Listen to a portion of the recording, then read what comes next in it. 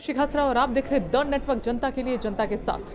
वैसे तो हेमंत सोरेन सरकार महिला सशक्तिकरण के बारे में बहुत बड़ी बड़ी बातें कहती है। महिलाओं को आगे ले जाने के लिए कई सारी योजनाएं लेकर आती है। धोती कपड़ा, न जाने बेटी बचाओ, न जाने कितने सारे योजना है जो महिलाओं के नाम पर है। लेकिन क्या ये योजना धरताल पर उतरते हैं?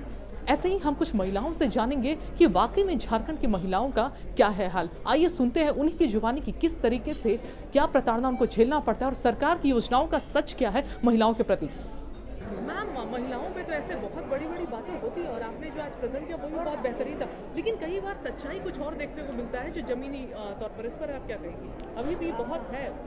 अभी बहुत है क्या? बिल्कुल है। एक्चुअली अगर हम इसको देखें तो एक सिंपल सा चीज़ जिसको लिंगानुपात बोलते हैं, आज हमारा वो 941 है 1000 में, है ना? तो वो जबकि 51 में वो 946 था, तो यानी कि हम कहाँ आगे बढ़े हैं।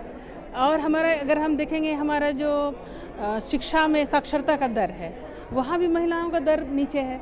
तो और जो आपका ये हम लोग का ये प्रयास है, हम लोग ये नहीं कह सकते कि हम लोगों ने बहुत कुछ किया है, बहुत कुछ करना बाकी है। सबसे बड़ी चीज़ तो है जेंडर पर समझ बनाना बाकी है, क्योंकि महिलाएं जो झेलती हैं उनको लगता है वो उनका भाग्य है। पहले तो उनको भी ये समझ में नहीं आता है कि मेरे साथ जो हो रहा है वो कुछ गलत है। उनको लगता है कि उनको साथ वैसा ही होता ही है ना? तो अभी तो महिलाओं की समझ बनानी बाकी है, पुरुषों का समझ बनाना बाकी है, ताकि तब जा कर के जो समानता की बात हम करते हैं तब आएगा। ये सब प्रयास है, 70 साल से भारत सरकार भी प्रयास कर रही है, डिफरेंट पॉलिसीज़ बना करके। JSLPS के तहत भी हम लोग इसको प्रयास कर रहे हैं। अभी भी जैसे हमारा 1000 CLF 1000 CLF, हम लोग 300 CLF में बात कर रहे हैं, तो लग रहा है कैसे करेंगे, क्योंकि विषय बहुत ही बड़ा है और घर घर में छूता है ना? आज अगर मान लीजिए लाइवलीहुड पर JSLPS काम कर रही है, पर महिलाओं को अगर एसेट पर अधिकार नहीं है, वो बैंक से लोन लेकर के जा कर के परिवार में देती हैं, पर उससे जो संपत्ति खड़ा हो रहा है उस पर उसका कोई हक नहीं है। तो हम लोग जब बात करते हैं तो एक सीधा सा बात आता है कि अरे महिलाओं के लिए तो काम हो रहा है, लाइवलीहुड देखिए, उन लोगों को बैंक से इतना लोन दिला दिए, पर वो लोन क्या वो अपने लिए ले रही हैं? क्या उससे जो संपत्ति खड़ा कर रही हैं उस संपत्ति से वो क्या जो उस संपत्ति पर उनका हक है, क्या वो चाहेंगी तो उसको बेच सकती हैं? क्या इवन लाइवलीहुड के लिए जो वो चाहती हैं, क्या वो उनकी मर्जी से होता है ना? ये तो हो गया लाइवलीहुड का। फिर उनका रिप्रोडक्टिव हेल्थ, हमारी दीदी ने बताया कि बच्ची हुई तो नमक चटा के मार दो। तो ये सब इशू इतना आसानी से सॉल्व होने वाला नहीं है। हम लोग जब ये बात करते हैं और योजना बनाते हैं तो हम लोग समझते हैं इस चीज़ को कि लड़ाई बहुत लंबी है और उस लड़ाई में लोगों को साथ लेने की ज़रूरत है। इसलिए इस प्रकार का वर्कशॉप होता है। हम लोग 24 ज़िले से लोगों को बुलाए ताकि ये जो बात हो रही है एटलीस्ट थोड़ा बहुत तो फिर उनके पास जाएगा। तब जब हम प्रोग्राम को लेकर जाएंगे तो वो एक दूसरा लेंस से देखेंगे। मैम, रूरल एरिया में सेल्फ हेल्प ग्रुप बहुत अच्छा देखने को मिल रहा है, काम कर रहा है मैम, लेकिन आपको लगता है सेल्फ हेल्प ग्रुप को सिर्फ लोन तक नहीं बल्कि एक सोशल प्लेटफॉर्म जैसे महिलाएं आकर वायलेंस के बारे में भी बात करें, इसको भी एक बड़े तादाद में करना चाहिए? ये सोशल प्लेटफॉर्म, ये जेंडर का जो हम लोग प्रोग्राम कर रहे हैं वो SHGs में, SHG के जो VOs हैं, जो क्लस्टर हैं, वहाँ पर ये चर्चा हो, महिलाएं इस बात को लेकर आए। जैसे मैंने बताया था कि हर SHG में से एक महिला को जेंडर पॉइंट पर्सन की तरह चुना जा रहा है, जो सेंसिटिव हैं टुवर्ड्स महिलाओं के मुद्दा का, ताकि वो महिलाओं के मुद्दा को देखें और उसको फिर ऊपर का फोरम में लाएं। बहुत बार जो महिलाओं के साथ क्या होता है ना, जो बहुत बार जो सफरर होती हैं वो वोकल नहीं होती हैं, वो बोल नहीं पाती, उनके बदले कोई बोल सके, उनके बदले एक दीदी हो जो बोले कि नहीं हम आपकी बात को आगे ले जाएंगे। तो इसलिए वो जो हमारा जो स्ट्रैटेजी है, उस स्ट्रैटेजी में हर SHG में एक ऐसी दीदी होगी जिसको हम लोग ट्रेंड करेंगे, जो महिलाओं के मुद्दों को समझेंगी और उन महिलाओं के मुद्दों को फिर आगे हमारा जो ग्राम संगठन के स्तर पर जो कमिटीज़ है वहाँ पर ले जाएंगी, अपने फोरम में बात करेंगी। और साथ ही जो हमारा कुछ गरिमा प्रोजेक्ट है, जो विच हंटिंग, जो डायन प्रथा को कैसे झारखंड को डायन प्रथा मुक्त किया जाए, उस पर हो रहा है। तो उसके अंतर्गत भी बहुत, जैसे हमारा ब्लॉक स्तर पर गरिमा सेल, जहाँ पर लीगल उनको हेल्प मिले, जहाँ पर उनको साइकोलॉजिकल काउंसलिंग हो, जहाँ पर उनको हेल्थ संबंधित वो सारा कुछ भी हम लोग करने का प्रयास कर रहे हैं। सरकार से सहयोग मिल रहा है? सरकार से सहयोग जरूर मिल रहा है, क्योंकि ये तो सरकारी प्रोजेक्ट ही है। अगर आप संतुष्ट हैं सरकार के सहयोग से मैम? हम लोग खुद कर रहे हैं, तो पूरी कोशिश कर रहे हैं। और हम लोग जैसे हम लोगों ने सीआईपी से सहयोग मांगा, आप देख रहे हैं सीआईपी के भी प्रतिनिधि यहाँ पर आ गए, है ना। हम लोग जिनसे भी सहयोग मांग रहे हैं वो यहाँ पर आकर के हमको सहयोग कर रहे हैं, है ना। और हमारे एनजीओ भी सहयोग कर रहे हैं, हमारे जो सीएसओ पार्टनर हैं वो भी सहयोग कर रहे हैं, तो सहयोग मिल रहा है। हम लोग सबको प्रयास करना है। और ये हजारों वर्ष से जो क्रिएट हुआ है जेंडर गैप, ये एक दिन का तो है नहीं।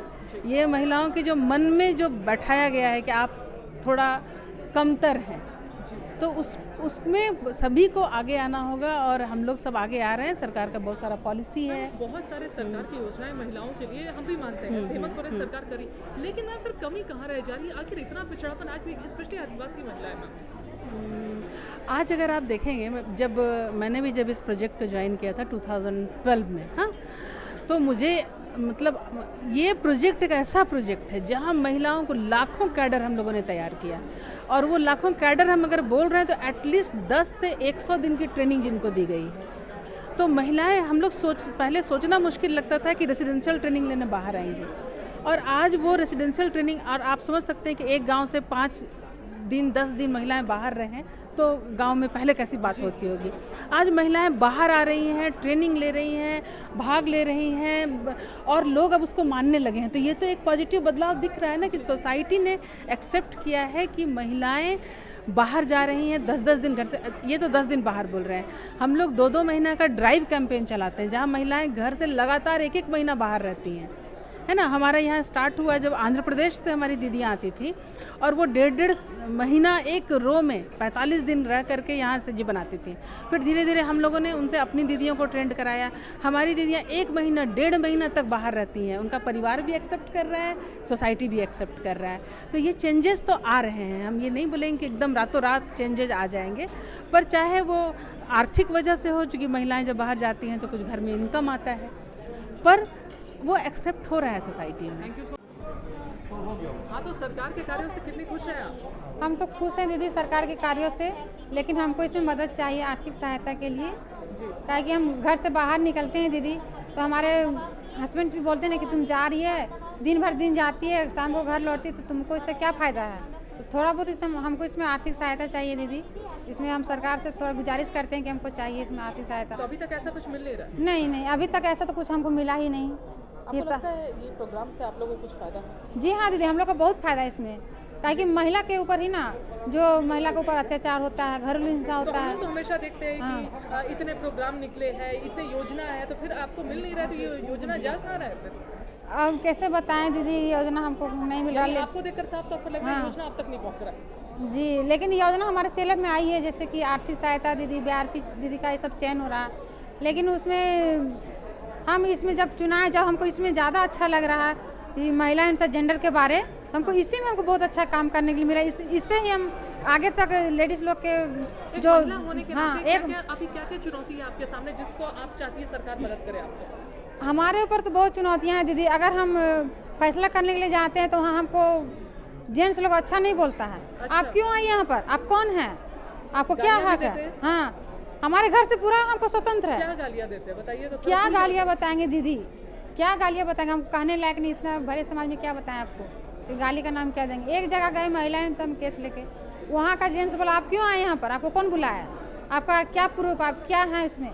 तो दीदी हमको सरकार से गुजारिश की आर्थिक सहायता की मदद चाहिए, और इसमें हम लोग का ID होना और क्या कहते हैं फील्ड सर्टिफिकेट हम लोग का बहुत ज़रूरी है, ताकि कहीं भी हम जाएं तो ताकि देखे हमारा ID से, नहीं फलाना दीदी है, फलाना गांव की, फलाना उसका पद है, उसको थोड़ा हम अच्छा से बात करें। जेंट्स जैसा भी हम लोग को बोल देते हैं ना, तुम क्यों आई, भागो यहाँ से मेरे घर से। यानी कि सिर्फ पैसा ही नहीं बल्कि इज्जत भी चाहिए आपको? नहीं, मान सम्मान भी चाहिए दीदी। हाँ, मान सम्मान भी चाहिए हमको।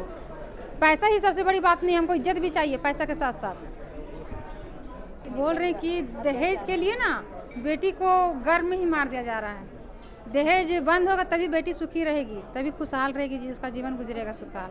काहे कि तो बेटी बचाओ, हाँ, कितने नारे लगते रहते हैं। हम अपना एग्जाम्पल दे रहे हैं दीदी, हम लोग 5 बहन थे। 5 बहन होने के कारण हमारे पिताजी किसान थे, तो 1, 2, तीसरा नंबर में हम शादी तो ठीक से हो गया। अब 2 बचा 2 दीदी, तो उसका शादी ज़मीन बेच कर ही करना पड़ा दीदी। इसीलिए हमको अंदर से मने ये होता है कि दहेज ही बंद होगा तब बेटी खुश ही रहेगी और घर में ही नहीं मारा जाएगा। जी हमारे गांव, पहले अपना परिचय देते हैं, इंट्रोडक्शन। मेरा नाम है मोनी देवी, मैं बाराडी गांव से हूँ, है ना। और वीओ मेरा बाराडी में है, सीएलएफ मेरा क्लस्टर में है। और मोहनपुर गांव में दीदी का एक अपनी बेटी को शादी दी थी, 1 महीना हुआ था उसके शादी किए हुए, और बिना दहेज का उसके मतलब उसकी बेटी को शादी किया गया। उसके बाद 1 महीना होते ही उसका पति उसको पूरा मार पीट करने लगा, मतलब अंदरूनी मार होने लगा लड़की के साथ में कि जाओ तुम अपना बाप घर से 5 लाख रुपया लाओ। उसका पिताजी भी नहीं थे, कहाँ से देती उतना बड़ा रकम उसकी माँ रात में आई और रात में ही उसको घर से मार पीट के उसकी सास ससुर और उसके हस्बैंड निकाल दिए थे। उसकी माँ रात को आई और रात को उसको घर से वहाँ से लेके अपना घर चली गई। उसके बाद वीओ में मैटर सुनाई, अपना मोहनपुर का गांव का था, और उसके बाद सीएलएफ में लेके आई। सीएलएफ से हम लोग गए, उसके बाद वहाँ पर माजरा मतलब जाने की लड़का और लड़की का क्या गलती था, वहाँ से सुनने के बाद हम लोग थाना गए। थाना सरकार तो बहुत बड़ी बड़ी बातें करती है। सरकार बड़ी बड़ी बात को तो रख रही, लेकिन दीदी लोग और जैसे महिला लोग हिम्मत नहीं कर पा रही है। हिम्मत करेगी तब तो वो लोग आगे आएगी, बात को दबा देती है, बोलती नहीं, अपना फैमिली का इज्जत बाहर नहीं ले जाना चाहती है, डरती है इज्जत से कि अपना फैमिली को बदनामी नहीं करना चाहती है, इस वजह से डरती है। अगर दीदी, हाँ दीदी खुलने की ज़रूरत है। दीदी अगर एक्टिव होकर आगे निकल जाती है उस बात को, तो बात को अगर रखती है ना, तो पूरी तरह से क्लियर हो जाएगा कि अब किसी तरह से कोई खतरा नहीं है दीदी को। आप लोग एश्योरेंस चाहिए कि हम सेफ हैं। हाँ, इंश्योरेंस चाहिए कि हम सेफ हैं, क्योंकि हर दीदी का इंश्योरेंस तो एक प्राइमरी काम तो सरकार का ही है। सरकार का ही है, तो सरकार करवा रहा है और हम लोग करवा रहे हैं। हम लोग सीएलएफ से हर गांव में हर दीदी को कैंप भी लगवा रहे, कैंप लगा के हम लोग इंश्योरेंस भी करवा रहे दीदी लोग को, दोनों का करवा रहे, 330 और 12 रुपये का भी। मेरा नाम अनीता देवी है और मैं गिरिडीह जिले डुमरी प्रखंड से आई हूँ। JSLPS के तहत जुड़ी हूँ समूह में। तो मेरा यही सोच है दीदी कि हर गांव में जो छुआछूत भेदभाव लड़का लड़की में होता है, हम चाहते कि उसको मैंने किसी तरह और दूर किया जाए। जैसे ये होता है, हाँ, ये हर गांव में छुआछूत होता है ना। जैसे बड़े लोग होते हैं तो छोटे लोग से थोड़ा दूरी रहते हैं, ये सब नहीं होना चाहिए। आपस में लड़का लड़की बोलते हैं कि यहाँ तुम मत बैठो, यहाँ हम बैठेंगे, लड़की का जगह अलग होना चाहिए, ऐसा नहीं है। हिंसा पे क्या है? और हिंसा में ही हमको गलत लगता है कि गांव होता है गांव स्तर पर या तो शहर में ले लीजिए आपकी बलात्कार। इस पर हम चाहते कि बहुत जोर शोर से हमारा JSLPS आवाज़ उठाए और हर चीज़ को, जैसे लड़कियों पर। एक महिला है, आपके साथ क्या होता है? आप जरा अपना कुछ बता सकते हैं? देखो अपना,